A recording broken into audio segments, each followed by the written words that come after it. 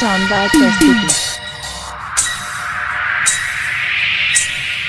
गोर गोर गाल पर दरिया देखै में लगै छी अहाँ कातिल। कहिया मिलब ये अहाँ से कहब ये पागल रहैया सनम हमर दिल। गोर गोर गाल पर दरिया देखै में लगै छी अहाँ कातिल।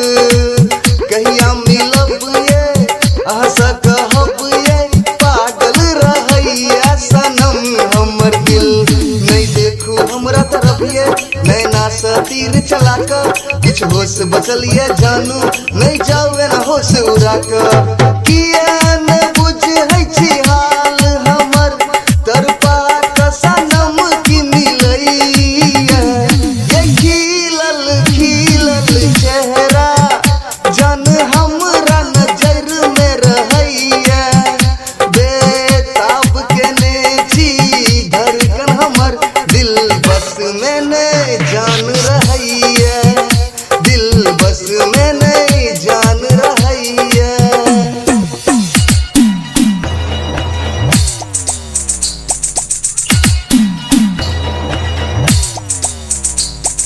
डीजे साजन राजा, साजन राजा।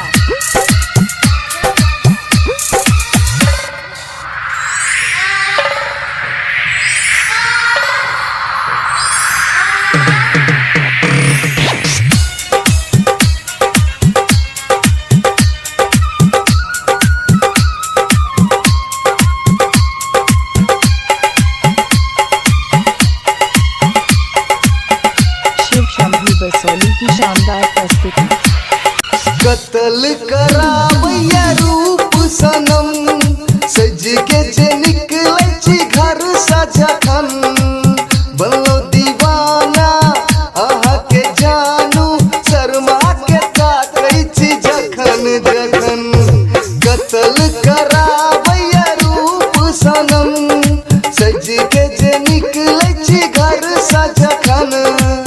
बनलो दीवाना अहाँ के जानू शर्मा के ताकै छी जखन जखन। आदत लगल अहाँ के हालत ने हमर बिगाड़ू मुस्कान मर के जानम आफत में न गिराबू। चुन चुन संतोष आबी टूके दिल जाना ही के लव यू कहैया। ये खिलल खिलल चेहरा जान हमरा नजर में रहैया। बेताब केने छी धड़कन हमर दिल बस में नहीं जान रहैया।